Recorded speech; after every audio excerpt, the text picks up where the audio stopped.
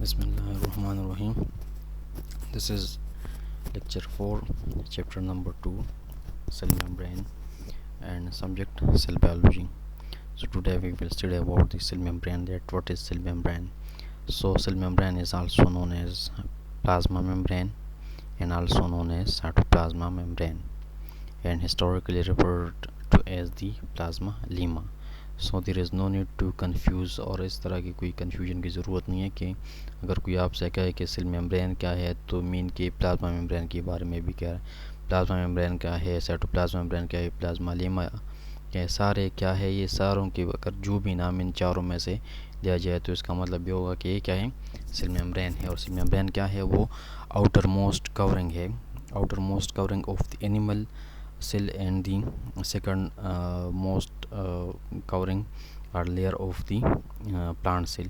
इन plant cell में चूँकि cell wall होता है, सेल वाल के बाद जो मेम्ब्रेन आ जाता है उसको हम कहते हैं सेल मेम्ब्रेन।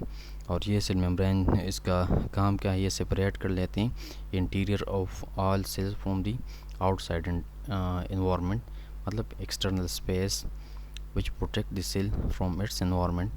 तो जो बाहर के साइड पे फॉर एग्ज़ाम्पल जो सेल के अंदर जो चीज़ें हैं उसको बचा लेते हैं, उसको प्रोटेक्ट कर लेती हैं मुख्तलिफ़ किस्म की फैक्टर्स हैं। फैक्टर्स में बहुत सी चीज़ें आ जाती हैं, तो उन्हीं से क्या है, इसको प्रोटेक्ट कर लेते हैं, इंजरी से भी बचा लेते हैं, उसके जर्म से भी बचा लेते हैं। इसके अलावा जो है जो मालिक्यूल्स को रिक्वायर्ड नहीं होते उससे भी बचा लेते हैं, इन उसको अंदर नहीं आने देते हैं। ये सारी चीज़ें इसमें आ जाते हैं। तो प्लाज्मा मेम्ब्रेन क्या है, एनिमल सेल में आउटर मोस्ट लेयर है, और ये बना हुआ किससे होता है, ये लिपिड्स बाइलेयर से बना हुआ होता है, जिसमें कोलेस्ट्रॉल भी होते हैं, फॉस्फोलिपिड्स भी होते हैं। इसके अलावा जो है पेरिफेरल साइड पे जो पेरिफेरल प्रोटीन्स होते हैं जो हम अक्सर बात कर लेते हैं इसमें।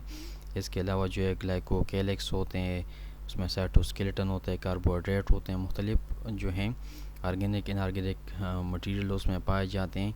और ये क्या है, बाइलेयर है, दो लेयर से बना हुआ होता है, लिपिड्स और प्रोटीन लेयर से बना हुआ होते हैं।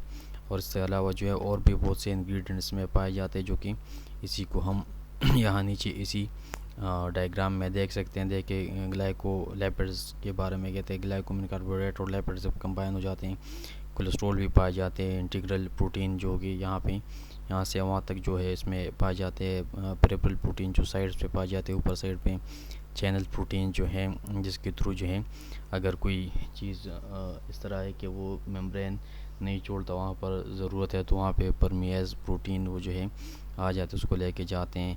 अल्फा हेलिक्स प्रोटीन जो है इसमें है, यहाँ पे ग्लोबुलर प्रोटीन है, ग्लाइको प्रोटीन है, कार्बोहाइड्रेट, ये सारी चीज़ें जो है ये एक मेम्ब्रेन का सिंपल सा स्ट्रक्चर है जिसको आप देख लेते हैं।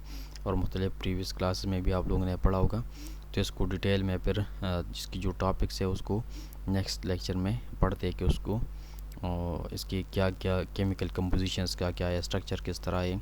ये सारी चीज़ें यहाँ पे जो हमने डिस्कस की, हमने देख ली, इन सारों को एक एक होके इसको डिस्कस करेंगे और इसको डिटेल में पढ़ेंगे कि इसका स्ट्रक्चर किस तरह जो है वो बना हुआ होता है।